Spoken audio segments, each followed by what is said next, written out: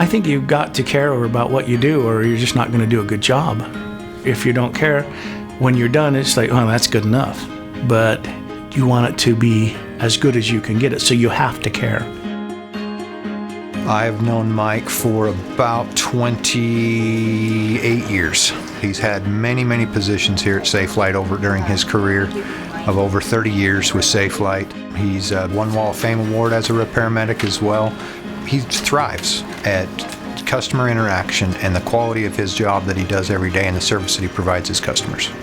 Well, quality is everything. You know, if you don't do a quality job, the customer's not happy. They don't come back. A lot of the times I'll tell the people, you're going to see this a little bit when I'm done. And almost invariably they say, I don't care what it looks like, I just don't want it to crack. And then I tell them, but I care what it looks like. The attention to detail for Mike is definitely something that he carries in his heart. Kind of the same thing as building my old Chevys. You see the repair, what needs to be done. You do the repair, the satisfaction of doing a good job. The same thing with the cars. You get a little piece of rust or something that somebody else would have junked, and you build it and make it. And part of the enjoyment of it is building the car. And then the other part is to drive the car. And I think that's what it is. It's just a challenge and satisfaction of the final goal. Yeah, I'm a car guy.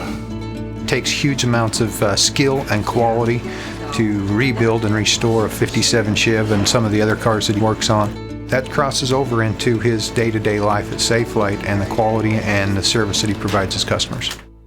Mike has a rare leadership style that is very attractive to many of his teammates and individuals that he works with. He doesn't necessarily have a leadership title as a repair medic, but he's looked upon in that role.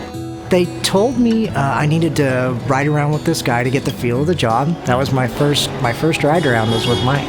So when we have other repair medics or we have trainees and so forth, they look up to Mike and his ability to interact, coach, teach them, and show them different ways of interacting with customers.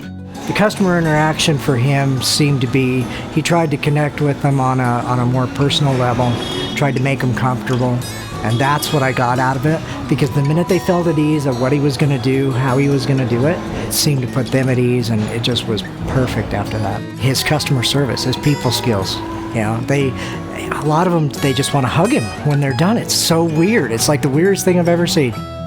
Mike is a very forthcoming individual in his personality, cares so deeply about people around him, his co-workers, customers, and so forth, and he's just a very genuine individual with a big heart.